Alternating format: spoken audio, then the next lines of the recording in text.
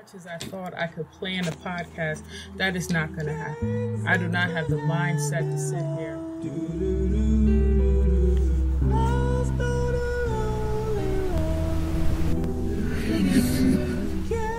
Chop up block for block how I'm going to tell you about weight loss and weight gain.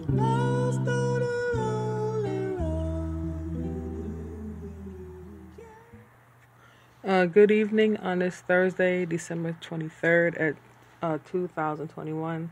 The time is 10:50 p.m. and welcome to Early in the AM with Isha. Yay! Happy holidays, everybody. Hope you're having a good time.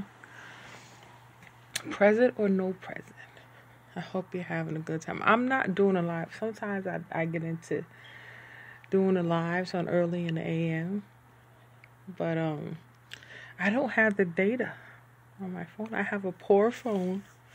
I don't have unlimited data. I get so many GBs a month, and then it like shuts down on me, and I'm kind of close to that line. So I haven't been doing live for like the last 4 episodes because I need my data just in case I'm out. And I need, to go somewhere, and I don't know how to get there, and I need my Google map, or if I need to download an app for whatever reason. So, for that reason, not till the 1st of January. So I'm going to have to be scrounging on my lives, if you know what I mean. My lives, so to speak. Yeah, so, how do you guys feel about... What was I going to talk about? Talk about supplements? I don't know if I talk about supplements. I've been taking these supplements. They're these vitamin, like a vitamin supplement or whatever. But they look like cough drops. They come in the form of cough drops, but they're vitamin supplements. I've been taking them for years. And then for a year and a half, they stopped selling them in the store. Like the store I used to go to. I only found them there, and I just couldn't find them anywhere. And then Halls used to sell them, and then every time I would go to where they were always sold out. And then literally, 2 days ago, I'm in the store, and I just happened to see them. They were there. It looked like they had just put them up. I was like, oh, yeah. So, I grabbed, 2 bags. I was like, this should work. And I've been taking these other vitamins. They kind of help. You know what I mean? They give me a little energy, but... I'm not going to know what they do till my body needs them. So hopefully I don't start pulling any excess from anywhere. And my hair doesn't fall any worse than it already has. My hair literally looks like somebody set it on fire and then put it out the last second. That's how my hair feels, and that's how it looks.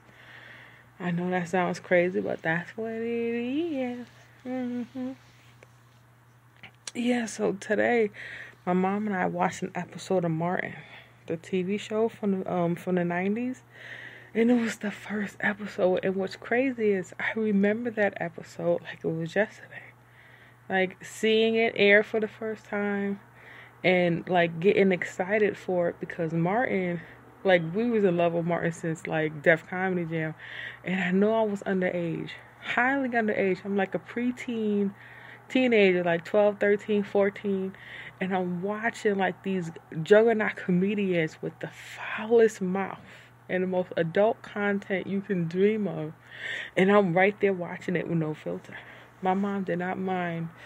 As long as it was funny, she didn't mind. You know what I mean? There's certain things she was just like, nah, I don't think y'all should be watching that. There's some R-rated, things she was just not into. But if it was anything comedy related, they did not care. I think I was under 10 years old when I saw Eddie Murphy Delirious, and we know the content he talked about. If that came out in 85, I think I was about 6 or 7 years old, and I sat there with my family, with my mom and my uncles, and I think my grandma might have been there. We all sat there and we watched Eddie Murphy Delirious. I saw Raw too, and I think I wasn't too much older, maybe a couple of years older than that. I saw every Def Comedy Jam from top to bottom, all the way up to age till they stopped playing them. I seen them at 13, 14, and it was seeing Martin, knowing how he is, like how raunchy he can get. I had saw You So Crazy, and I was still underage. Like in our house, that wasn't taboo to us. We was definitely not following the protocols that people were setting up. Like you under 17, we was way under 17 watching that stuff. But anyway, we I already knew of Martin. And then we had seen him at house parties, so we was anticipating. Like, if he's as funny as he is on Def Comedy Jam, this is about to be, the best thing since sliced bread. And it was. He definitely brought the humor and then left, the raunchiness on the stage at Def Comedy Jam. He's one of a kind. Just absolute humor. I remember the mannerisms they used, the time period. It was this whole aura in itself. And I remember being a part of that and exercising in that. And then some of the clothes they were wearing, I was like, oh my God, I wore the same kind of clothes. I talked the same way. It was the same kind of feel. Like, crazy. Certain things you miss. You can't forget it.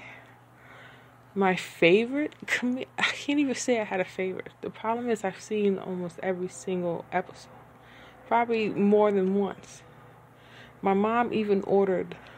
Def Comedy Jam had an All Stars collection, and it's 10 VCR tapes, and it's like All Star 1, All Star 2, All Star 3, and it's 10 tapes, and it has like the best of the best on each tape. There's some of them are memorable. Some of them I've seen them so many times. I know their routines by heart. Like I can't even watch it. I'm like a mime, like I'm saying the jokes with them in my head as they're saying them. I think Bernie Mac, I remember was one of the ones where, very hurtful comment, like it hurt, like I laughed too hard and it hurt.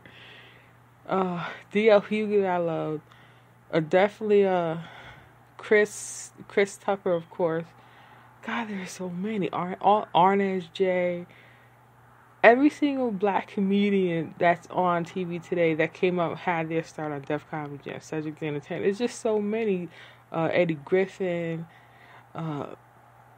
Jesus Christ, Kenny Howe. Like, God, there's just so many. The women of some more, and Cheryl Underwood, and what is her name? God, I can't think of her name. Why is it not there? I'm gonna say it though. By the end of the night, I'm gonna say it. Marvelous. God, it's too funny. It's too funny. So, yeah, and we still have it to this day. Even though we don't have a VCR no more, we still have that collection of VCR tapes to this day. And we had ordered them from they flash it online, like, because we loved that Comedy Jam so much. My mom was like, oh my God, I'm getting that. And then she literally ordered it and mailed it to the house. It was crazy. Yeah, but I don't know. If I had kids, I don't think it would be appropriate today, because I think the comedy has changed. Not that, comedy is not comedy, but there was such a mystery, in between the comedian and the audience, because there was that space there. You could interact and people wouldn't take it personally because, boundaries weren't being crossed. You still had etiquette still lingering in a balance. There was still some type of affair there. But, today there's that boundary's been crossed so much. It's been digitized and broken down, and people are setting up their own medias there. And now everything is so sensitive. 90% of the jokes they did on Def Comedy Jam just couldn't fly today. Like, everything would be so against this line or this barrier that was created or that line and that barrier. You know what I mean? It's just certain things where you could laugh. Because when a comedian put it in the context of funny, you believed it was funny. Even if out of context it would have been hurtful. He was like, well, if so-and-so says it's funny, it's okay to laugh. And then you didn't think twice about it. And I just can't. A lot of comedians today it's a conscious funny that kind of rules the stage today. It's a conscious funny, somebody who can stand up in the middle of uncertainty draw a line of certainty and then make a joke about it. That's the only, I think that's the comedy that's ruling the day today. You have a lot of young comics, like an alternative type of comedy, a very I don't, it's hard to describe, but I think you know what I'm getting at. It's a socially conscious comedy that's kind of ruling the comedy stage today. It's not like it was like when I was going to comedy. Was just the aesthetic was so much different. There was so much of a creative thing behind it. It didn't have to make sense. It didn't have to be against anything or for anything. It was just funny. And that's not how it is now. There's so many lines drawn. Everybody's just walking in line. Everybody's just following somebody else in line. And just whatever topic is on that line, that's what you can discuss or tackle. And that's pretty much what it is. It's a beautiful thing, comedy. It's one of my favorite things in the world. I mean, I would love to sit and speak my issues in front of people. I guess that comes with a comfortability you have to have, regardless of how you feel on the inside. Like, you can feel like, walking on like needles and walking on thin ice. You can feel that way your whole life. But when you're on the stage, you have to be able to shut everything down and be at the art. And I think there's a part of me that might get caught up in more of a whirlwind than I need to. And I don't know if I would be more funny. I don't think I would be as funny as more I would be just voicing the issues that, affect me the most. I think I'd be better as not a philanthropist, but someone who knows how to speak in to the people and in a way that makes them comfortable from what I know in the area that I'm coming from.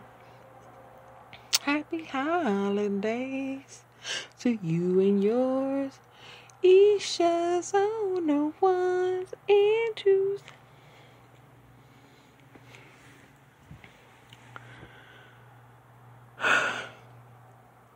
I had a pretty good meal today. I had a pretty good, I ate kind of healthy today. I didn't have coffee, which is good.